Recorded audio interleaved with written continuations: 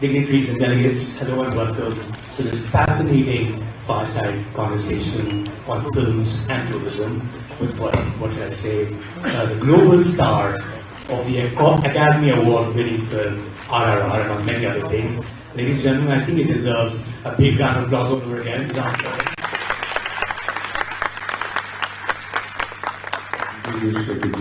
You know, I have to say this, I'm pretty sure over the past 6 months, you got tired of talking about the Oscar fever, that the RRR, put the whole world through. And we were so excited watching this development from here in India. So you will have to excuse me because I will have to ask you this, which is, what was it like going through the whole Oscar campaign in the United States, of course, which is a G20 member country, in Japan, where you also went and promoted the film, which is another G20 country. I mean, what was that craze? What did you see? What did you make of it? What did you learn? Firstly, good evening, good afternoon, everyone, to all my G20 friends and all the dignitaries, and my special thank you to Kishan ji, our tourism minister, and all the dignitaries who are here, and Khanji, and Mr. Arvind, who has taken the pleasure to invite me. All of you, thank you so much for having me. Shekhar, thank you for having me. I never get tired talking about. They say, let's talk less about our achievements, but RRR is so special. I shy away from talking about my achievements. I feel like a third person when somebody is talking about our achievements. I feel like I'm listening about somebody else. That's how detached I am with my work, but not with RRR. RRR is not just my film, it has become India's film. Indian people have owned it, and I want to correct my statement. It's not just India.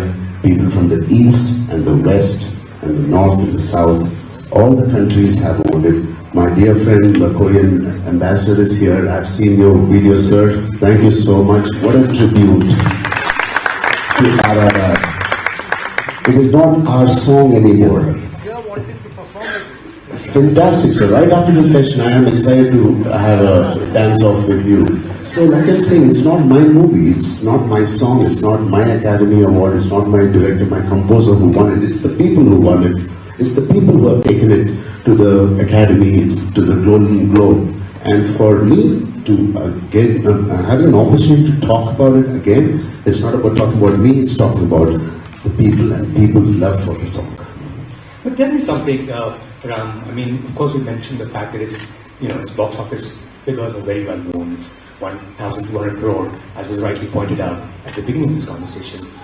But hey, we are looking at a film that became the most watched international film in the history of Netflix.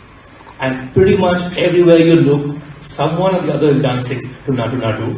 And you've already said you're going to be doing it in the end. So I'm going to take your word for it.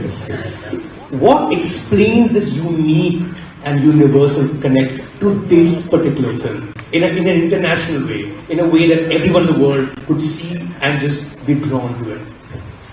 Shekhar, I really don't know what it is and what it takes to make a song like this and take an award in Hollywood or LA, going to those Golden Globes. I really don't know. When I did the song, we shot this song for 17 odd days.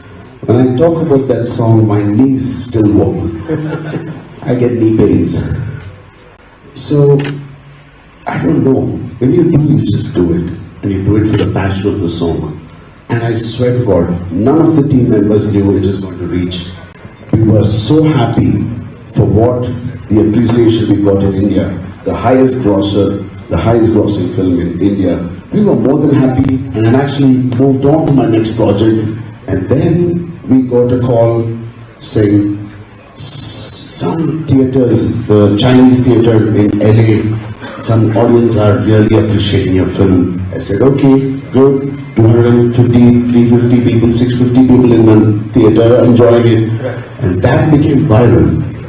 And we've been getting calls from the best studios, the best film friends from the other industry. And wow, that's now I couldn't stop it. So you just like took it because it's just happening the way it is, and there's no point in thinking and redoing this in any case, right? It is what it was. Did you have a crazy fan moment? Did you like look at this person and go, what's going on here? It's 95 years since our industry has begun. It took 95 years for our Indian film industry to get a recognition internationally. I'm just proud of that fact that the West or the East have taken interest in our films and our emotion, which is so rooted to our culture, our traditions, not aping any other country's feelings or emotions. This is a true Indian director, true Indian producer, a true Indian actors, and a true Indian emotion. And this went across the globe and achieved what it achieved. I'm just proud. I thank my director for doing this. It is not a Hollywood studio hiring us as actors, casting us. No, this is a pure Desi film. Which makes complete sense, and you also became, in every way, the global face of India through its cinema, through those months, and through RRR, of course. Now I'm just wondering, if you were to meet, and you did meet so many filmmakers from across the globe when you were out there in the US and other countries as well, if you were to invite filmmakers from across the world to this country to come and shoot, especially someone who's been in films for so long, what would the place, where would you start from? What kind of places would you definitely tell filmmakers from across the world to come and shoot here? What are the cool places that you've shot at? God, I've shot in many countries, from the east to the north. I've shot in Iceland, right? The coldest. But the coolest place you shot here in India? In India? Yeah. So if you were to invite filmmakers from around the world. It is so cliched right now if I say this. You won't believe. I swear to God, please guys, don't take me for this word. Kashmir is that kind of a place. I've been coming here because my dad is in the same industry. He's been working as an actor since 45 years. So I'm the second generation in my family. I was coming here since I was probably 1986. That's the first time I visited Kashmir. My dad has shot extensively in Gulmarg, Sonmarg, all these beautiful areas. I used to come as a child. It used to be something, if I was invited by my dad to Kashmir, it used to be like I have achieved something that summer, in the summer holidays. It's like an achievement. And you would not believe, I have shot in this auditorium 2016, in this beautiful auditorium in Kashmir, a movie called Dhruva, where I play a police academy who's graduating out of a police academy. I've shot in this, I've sat in that chair and I've shot. And this place has something magical. It draws people. It draws the attention of people. And no matter what we hear about Kashmir or whatever, this is such a surreal feeling when you come to Kashmir. It's been 95 years Indian film industry has begun. It will take another 95 years to explore Kashmir, let me tell you that. It's that beautiful. In one lifetime, as a tourist, living, as an Indian, and I feel when I come to Kashmir as a tourist, because it's something I look up to. Wow, my dad is taking me to Kashmir, that means I've done something good. This is a beautiful, untapped place. And I also slightly feel people don't tap it too much because it is so raw, it is so virgin, it is so unkept, so untapped. I want this beautiful paradise on earth to remain like this. Sometimes there are some beautiful forest reserves in India, from the north to the south, and most of it we speak and most of it is unknown. And especially in Andhra Pradesh, we have this Srinagar forest, Amrabad. It's got the biggest tiger reserve. 65 plus tigers we have. It is the largest tiger reserve in India. And my wife works with the tribals and the community there to keep them occupied, not to indulge themselves in helping the poachers, giving them a job, the cultural things they have, making wax candles out of the bee honeys and the wax that it comes out of it, giving them some kind of a job to continue and have them earn money.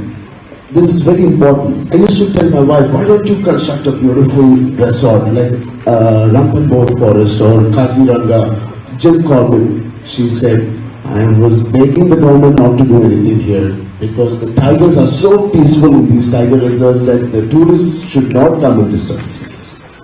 We have such beautiful reserves. Now, did I speak against the tourism? No, not at all.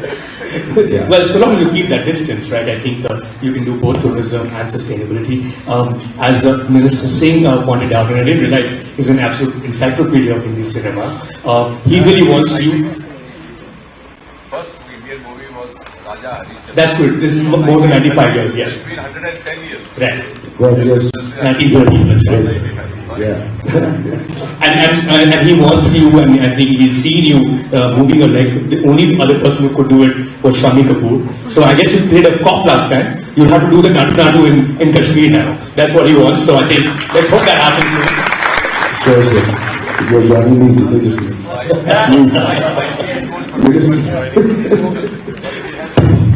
Absolutely. It's my honor.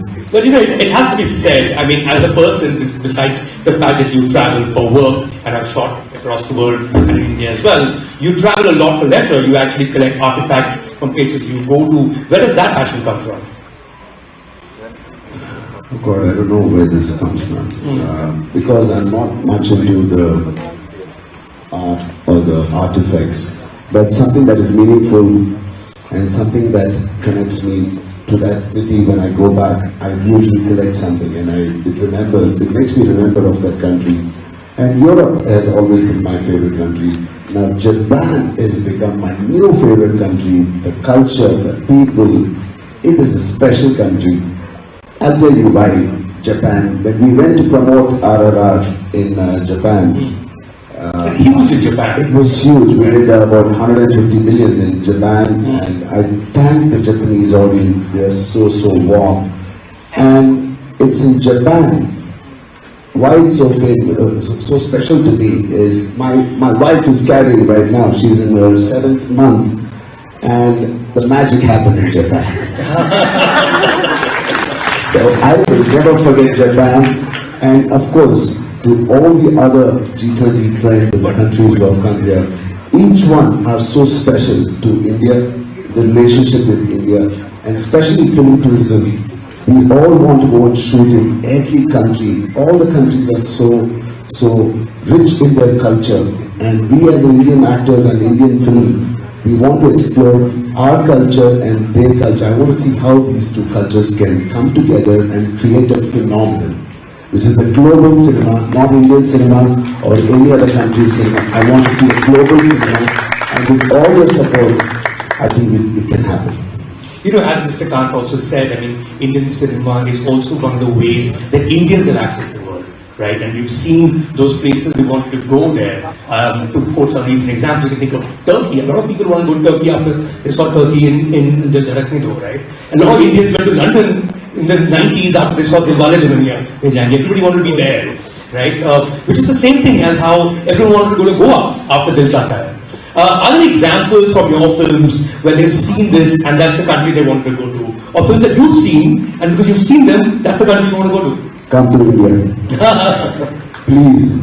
India is so vast and it's so untapped. I don't know, a lot of people. Mr. Kishan Reddy, my Honorable Minister, has educated us about the vastness of India, from the Thar Desert and the east and the mountains, which is so vast.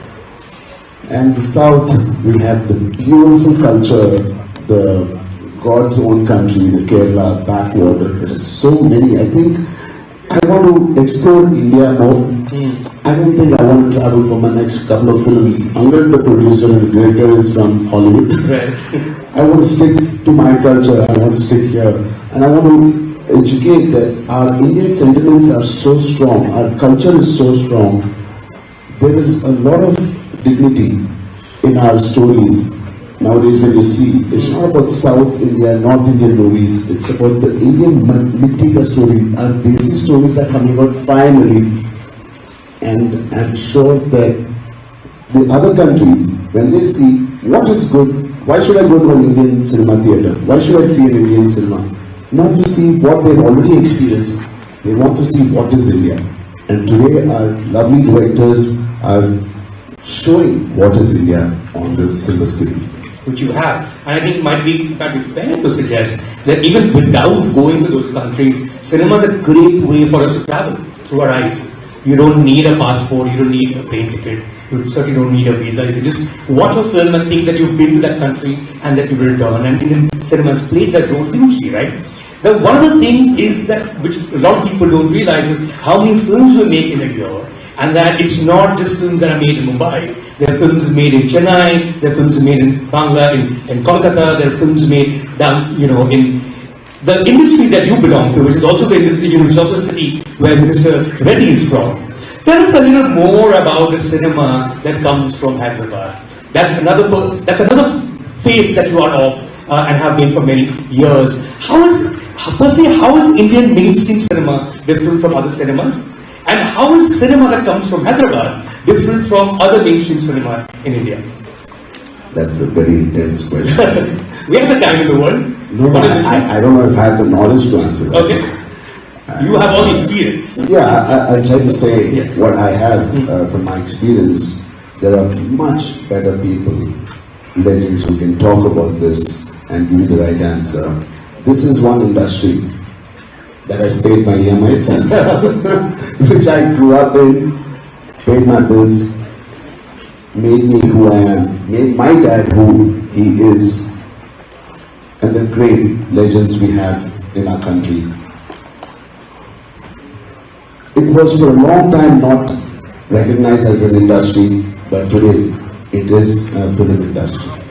And thank God it is. And this film industry is something, it is the best form of entertainment in India, which can make you forget of all the worries. Because India, with 1.8 billion people, we have 1.8 billion problems. These films we make in India, sometimes people don't connect in the West. They're like, why are they dancing? Why are they fighting? Why are they dancing so much? But this is our culture. Every film industry, every country makes movies according to their culture. If you see Norwegian movies, Scandinavian movies, they are so beautiful. It's all about the green. It's about the ecosystem. And quiet. And they're protecting the ocean, they're protecting the vast land. And the West, you have some serious films, the critical films, critically acclaimed. In India, when you're happy, you dance in my house. When you're sad, you dance. When you're wondering what do, I still dance. So dance and song and dance is part of our culture. And that comes into the movie, fortunately or unfortunately, and we Indians love it. And aesthetically, when you shoot it in a nice way, I think the whole world will love it. And that is an example why RRR was loved and why Natu Natu got the best song in the Academy. I have to say, for someone watching cinema from Hyderabad from a distance, I live in Mumbai, one of the things that intrigues me is its star system as well, right? For instance, when I say Ram Charan, that's great, but I think if I said mega power star, everyone will get it. Your father, the great Charan, is called the mega star. Your uncle, Kalyan, is called the power star. So you become the mega power star. Firstly, tell me, where do these names come from? How are these decided? Is there a committee that decides, okay, now we call them mega and power because father and uncle? Not at all. It comes from the love of people, and it comes from the fans who love us, and it's because of them we are all sitting here and enjoying this life. And they have different ways of calling us. Sometimes they say Anna, they say Bhai to Salman. To my dad, they say Chiru, Megastar.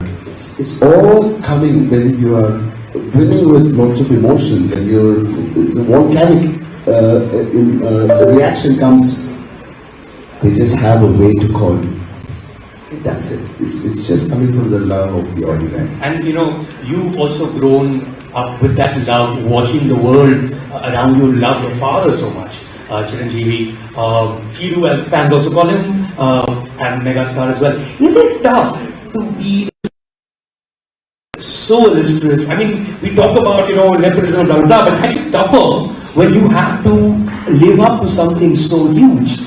It's hard to grow up under a banyan tree usually. Was that tough for you, or is it still tough for you, Ram? It was very difficult as a child because I could not get out of my house when I wanted. I could not sneak out of my house. I could not sneak out in the night, Right. go with my friends. So that's difficult. Okay. Apart from that, Because everyone knows you, I saw you there. there's so many people in the house, you just cannot sneak out of your house. Okay.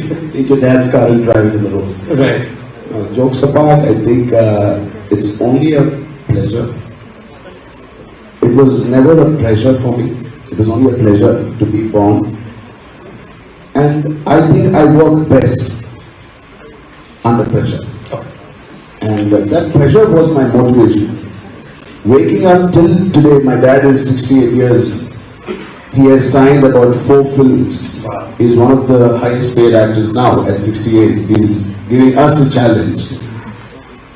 He wakes up at 5:30 still and works out, goes out. Even one day if I'm feeling lazy, I'm like, man, I need to get up. So it is a lot of stress to be his son. So there's not a single day I can rest. But I'm glad I have a family like this, I have an audience like this that are looking forward for our work. And henceforth, thanks to RRR, that the world has really embraced us. From Korea, Japan, LA, and the East and the West, everybody has really embraced us. It's more of a responsibility now. It's not just my being dad's son. Right. It's being the world's actor, global actor. It just doesn't come and sit on your shoulder just like that. You have to work for it. I can lose this opportunity. I can lose this charm even tomorrow if I don't work for it. Every single day I have to wake up and say I have to give something back to all my fans who have appreciated my work, who have embraced our films, who have embraced Indian films. If not now, there's no other time. Now is the time. We have to do it for the world cinema. You know, in 2009, when you made Magadhira with S.S. Rajamouli, the fantastic director, a star director now, that was the biggest commercial success in Telugu cinema at the time. And then you took that leap with the same director with RRR, which is the biggest global success we've had from Indian cinema. How did that leap happen? I mean, we're looking from a film made for one region, largely, to a film that the world, I mean, was there a leap in terms of imagination? Was there a leap in terms of the budgets went up because Bahubali was already made by Rajamouli before? How does this big leap happen, or are we just in the right place, the right time in India's history? Everything's going to be big now. You're right. I think we were at the right place in the right time. I wish we knew the world will embrace us. Then the budgets would have been much better. My salary, my remuneration, my salary would have been better. Right. But no, we didn't. We just was making a very straightforward Indian emotional Indian subject, a rooted subject. And I feel, how come? There's a friend of mine who was asking me, how come Ram, the West or the East, liked our Indian emotion? I said, there is the answer. An emotion doesn't have any language. An emotion doesn't have any color. Emotion is emotion. You feel it, you enjoy it, you love it, and you embrace it. I think that's what my directors have always cracked it, and my special director, Rajamouli Garu, has cracked it even better than anybody else. And we paved the path for all the other directors to say, wish for it, imagine it, dream for it, and the world is at your call and at your feet. I would not say feet, but yeah, at your disposal. Well, you're on the screen, so you could get the feet. You're looking up on the big screen, and it's almost in that distance. You're also a producer, Ram, And I think this is a great opportunity for you. And this is the final word I want you to have, coming back to films and tourism. You're sitting with some of the top stakeholders in films and television, on tourism. If you were, and a policy is also going to be announced, if you were to your wish list as a producer, as a filmmaker, on things that everyone should do to make sure that films and tourism are promoted simultaneously, what would your advice or your wish list be to all these people who are sitting here? I mean, this event that is happening right now is an example. It's a great example. We all used to dream of an event like this, where all our friends, all the G20 friends come to our country and learn our country and experience our cuisine, experience our colors, experience our festivals, experience everything about India. And today, thanks to Shri Narendra Modi ji, our Prime Minister, who made it happen, and along with him, all the great ministers, Kishan ji, and all the other dignitaries who made it possible. We could not imagine this. Mr. Shekhar, this never happened. It happened now. So we should appreciate. And I think India, you don't have to talk about India. India is so vast. It is spoken. I think there's a lot said about India. There's a lot seen about India. I think just come and experience it. It will be a beautiful, beautiful experience.